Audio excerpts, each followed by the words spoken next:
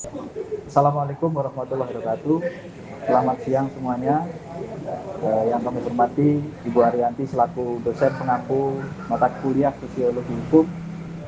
Sebelumnya dan izinkanlah kami dari kelompok 14 ingin mempresentasikan hasil diskusi kami terkait dengan beberapa kasus yang saat ini viral atau yang baru-baru viral terkait dengan penyiraman yang dialami oleh Andri Yunus, seorang aktivis yang dilakukan oleh oknum TNI atau yang bisa disebut dengan salah satu anggota BAIS atau Badan Intelijen Strategis.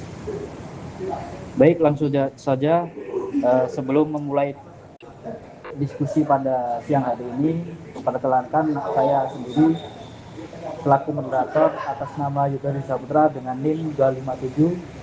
Kemudian selanjutnya narasumber yang kedua. Perkenalkan, nama saya Arwin Dangarinya dengan NIM 2301000042. Perkenalkan, nama saya Septio Tama Persipura Baridowila dengan NIM 230100000025. Saya Luke Maxiliano dengan NIM 123. Saya Yosia Budi dengan NIM 071. Baik, itu tadi dari 4 narasumber kita. Langsung saja yang pertama terkait dengan kronologi kasus yang akan dijelaskan oleh narasumber yang pertama, Saudara Arwin, silakan. Baik, terima kasih kepada Pak Moderator. Kasus ini bermula ketika Andri Yunus yang dikenal sebagai aktivitas mengalami penyiraman cairan yang diduga merupakan air keras setelah menghadiri suatu kegiatan. Akibat kejadian tersebut, korban mengalami luka pada bagian tubuh dan harus mendapatkan perawatan medis. Peristiwa ini kemudian menjadi perhatian publik karena diduga melibatkan oknum anggota BAIS TNI dan menimbulkan kekhawatiran mengenai perlindungan terhadap kebebasan berekspresi serta keamanan aktivis. Oke, itu tadi terkait dengan peristiwa kasusnya. Kemudian bagaimana perkembangan penyelidikan terhadap kasus tersebut? Mungkin bisa dijelaskan oleh narasumber yang kedua kita, silakan. Baik, Pak. Setelah peristiwa itu terjadi, aparat melakukan penyelidikan dengan mengumpulkan bukti, memeriksa saksi-saksi, serta menelusuri keterlibatan pihak-pihak yang diduga terkait. Dalam proses tersebut, seorang oknum anggota BAIS TNI ditetapkan sebagai tersangka dan perkara kemudian diproses melalui peradilan militer sesuai dengan ketentuan hukum yang berlaku bagi prajurit TNI. Baik, itu tadi terkait dengan proses penyelidikan dan juga penyelidikan. Kemudian kita lanjut terkait dengan sesi yang kedua, yaitu proses persidangan.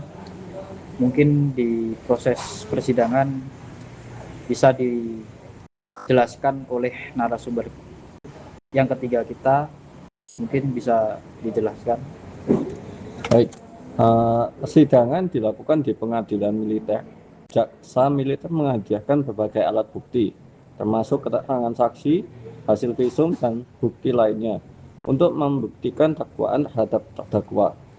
Sementara itu, pihak terdakwa juga diberikan kesempatan menyampaikan pembelaan sesuai prinsip peradilan yang adil. Proses ini tujuan memastikan seluruh fakta hukum lengkap sebelum majelis hakim menjatuhkan putusan. Itu tadi proses terkait dengan persidangannya. Selanjutnya terkait dengan sesi ketiga, yaitu terkait dengan vonis terhadap oknum TNI.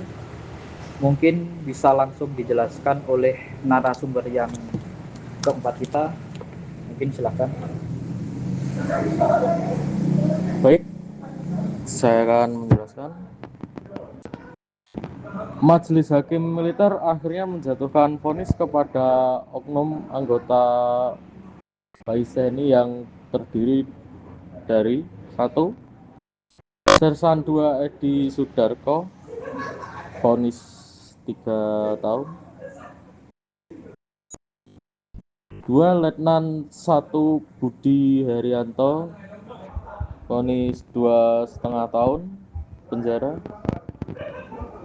Ketiga, Kapten Nandala Dwi Prastyo 2 tahun penjara. Keempat, Letnan 1 Samilaka 1,5 tahun penjara. Dari keempat pelaku dinyatakan terbukti bersalah berdasarkan fakta-fakta yang terungkap di persidangan. Selain pidana yang dijatuhkan, putusan tersebut juga menjadi bentuk pertanggungjawaban atas tindakan pelaku. Putusan ini diharapkan memberikan kepastian hukum bagi korban sekaligus menjadi peringatan bahwa setiap anggota aparat tetap tunduk pada hukum dan harus mempertanggungjawabkan perbuatannya apabila melakukan tindak pidana. Akan tetapi, putusan yang dijatuhkan oleh pengadilan militer berbeda dengan ketentuan KUHP dan KUHP yang baru dengan pasal 467 KUHP UU nomor 1 tahun 2023 dengan menyatakan ayat 2 yaitu mengakibatkan luka berat pidana penjara maksimal 7 tahun. Baik, sebelum sesi penutupan mungkin dari saya selaku moderator memberikan pendapat terkait dengan kasus yang dialami oleh salah satu aktivis yang bernama Andri Yunus. Mungkin dari saya terkait dengan vonis yang dijatuhkan oleh peradilan militer kepada oknum TNI yang terdiri dari 4 anggota ini dirasa kurang adil, karena kalau kita melihat di dalam KUHP maupun dari KUHP yang baru yang dikeluarkan pada tahun 2023 itu minimal pidananya itu 8 tahun, tetapi kenyataannya di kasusnya Andri Yunus itu cuma 1,5 tahun dan juga 2 tahun. Mungkin dari beberapa narasumber ingin memberikan masukan atau tanggapannya terkait dengan kasus yang dialami oleh Andri Yunus itu sendiri. Mungkin dari salah satu bisa ditambahkan. Baik, saya akan memberikan tanggapan sedikit terkait kasus dugaan penyiraman terhadap Andri Yunus yang diduga melibatkan oknum anggota BAIS TNI menjadi perhatian publik karena menyangkut prinsip kesetaraan di hadapan hukum dan akuntabilitas aparat negara.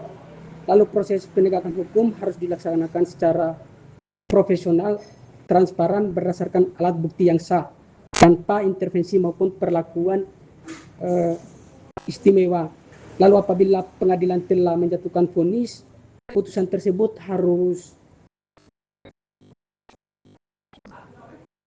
harus dipandang sebagai bentuk pertanggungjawaban hukum di atas perbuatan yang terbukti di persidangan. Namun proses hukum juga perlu dievaluasi secara kritis untuk memastikan terpenuhnya rasa keadilan baik bagi korban maupun masyarakat. Lalu kasus ini pengingat kita bahwa tidak ada individu atau institusi yang berada di atas hukum. Penegakan hukum harus konsisten, transparan dan akuntabel merupakan syarat utama untuk menjaga kepercayaan publik terhadap sistem peradilan.